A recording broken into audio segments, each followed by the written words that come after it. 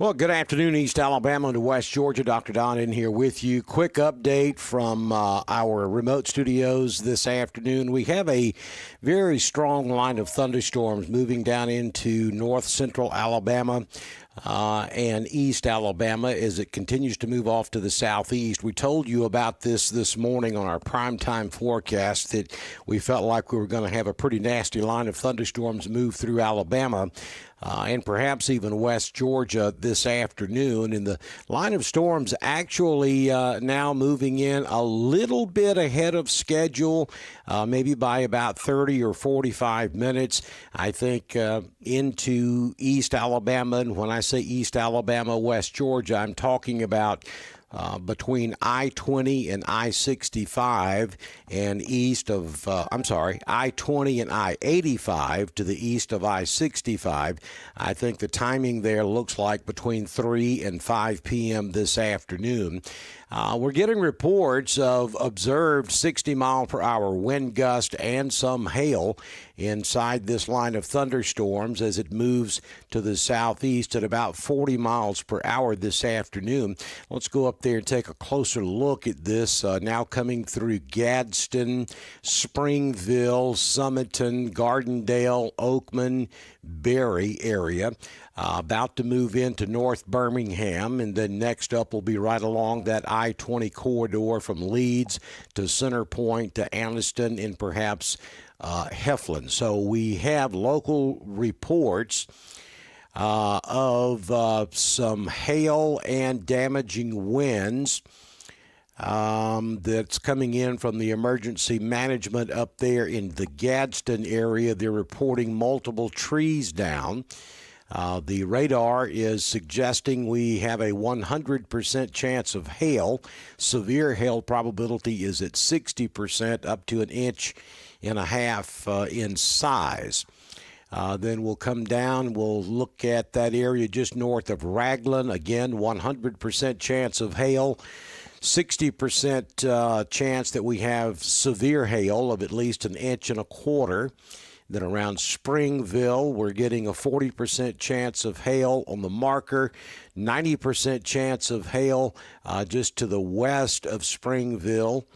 And then over to the southwest of Summerton, we're showing a 100% chance of hail up to about 1.5 inches. So a lot of reports of hail throughout this entire line of storms that is moving to the southeast. Good idea here is to make sure you have a place to put your automobile. If you have a garage or carport, barn, some type of lean-to, a good idea to put your automobile under that. If you have no way of putting your automobile indoors, then the next best idea is to take an old blanket and lay it over your automobile, piece of cardboard on the windshield, just anything to help soften the blow of that hail that may be about to move into East Alabama in the next hour, hour and a half or so. This is not a tornado setup. We're not really concerned about any tornadoes here, but damaging straight line winds often can and sometimes do cause just as much damage as a small EF0 or EF1 tornado. So you should take this very serious. Anytime you see polygons that large, we're talking multiple counties under severe thunderstorm warnings at one time, then you need to pay attention to it. And the main thing that they're warning for is going to be that 60-mile-per-hour wind as these storms move to the southeast. Just looking at some of the data from the National Weather Service, this particular storm marker is showing the southeast motion. That particular cell's moving southeast at about 28 miles per hour. Maximum sized hail there, 1 inch. And we're showing 60-mile-per-hour winds. So that's been pretty common this afternoon. Everywhere we look, pretty much we're seeing 60-mile-per-hour winds and 1 inch to 1.25 inches sized hail. All of those blue boxes that you see on the radar, those are all reports of damage. This is a local report coming out of Aniana up in Blount County. Thunderstorm wind damage, carport blown into the roadway. Other trees are down in the area. We have another report from Attala. This is in Etowah County, Alabama. This is showing trees down on Highway 179 and Highway 77. We have a local storm report also out of Etowah. Multiple trees down in Gadsden. Report out of Susan Moore, which is up in Blount County. Multiple trees down in the Burgett Road area. Looking at Blunt Springs up in Blount County, trees down on Highway 31 and County Road 5, along County Road 9. This is a report out of Empire, Alabama, which is in Walker County. Trees down on Coon Creek Road.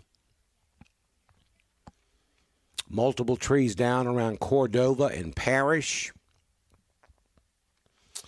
Multiple trees down near Jasper.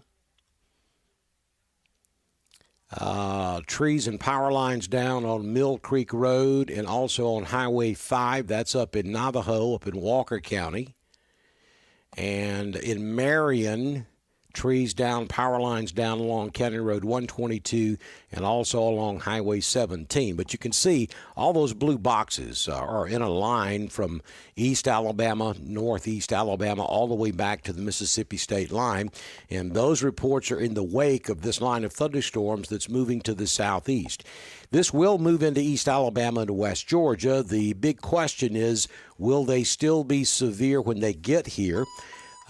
You'll notice going into this afternoon, we have a level 2 risk of severe weather in those areas where you see all of those confirmed reports of damage.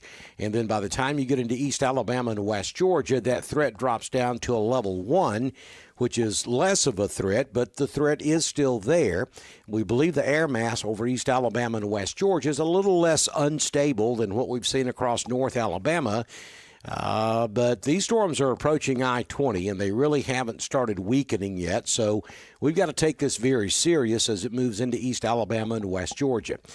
So from, another hour from now, we'll call it maybe about 3:30 until this line passes your area. You need to be weather aware. And you also need to have a good source of weather information in the event that a warning is issued for your area. And be prepared to go to your safe place in the event that your location goes under a warning. And I would highly suggest you find something to help protect your automobile from some of the hail that's occurring with these storms. Now, we are also under a severe thunderstorm watch. Those are all those counties outlined in red. And that watch is in effect until 7 p.m. this evening, just within the last hour. They extended this watch a little bit further to the south, which now covers all of the Dr. Don coverage area in Alabama.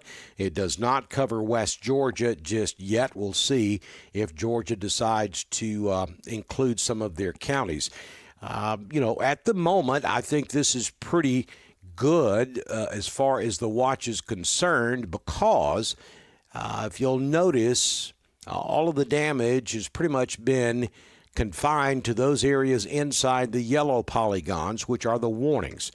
So if this continues on the same trajectory that it's on right now, the severe part of it anyway will miss most of West Georgia. So I like the area for the watch at this time. We'll see if it gets extended into East Alabama maybe later on. Just checking the chat room right quick. Don't see any questions over there. Thank you to all the folks with the kind words. We appreciate you taking time to say thank you to us. So we're going to continue to watch this, but don't be surprised. Part of Talladega County is already under a severe thunderstorm warning for the city of Talladega.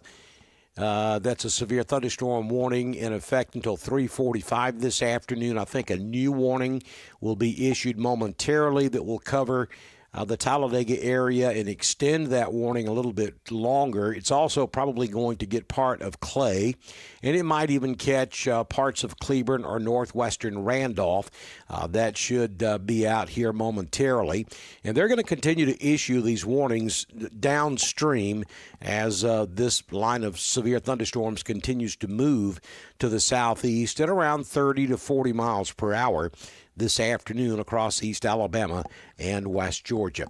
We'll come back and we'll continue to update you on this as it gets a little bit closer to the area. Again, not a significant tornado threat. I mean, anytime you have severe thunderstorms, there's always some tornado threat, but today the tornado threat would be low. The high threat here is going to be damaging straight-line winds in excess of 60 miles per hour and large hail, anywhere from an inch to an inch and a half, which can damage your automobile, so make sure you have somewhere safe to put your car or your truck as this line of storms moves through your area. Stay with us here on Facebook and YouTube. We'll continue to update you as conditions warrant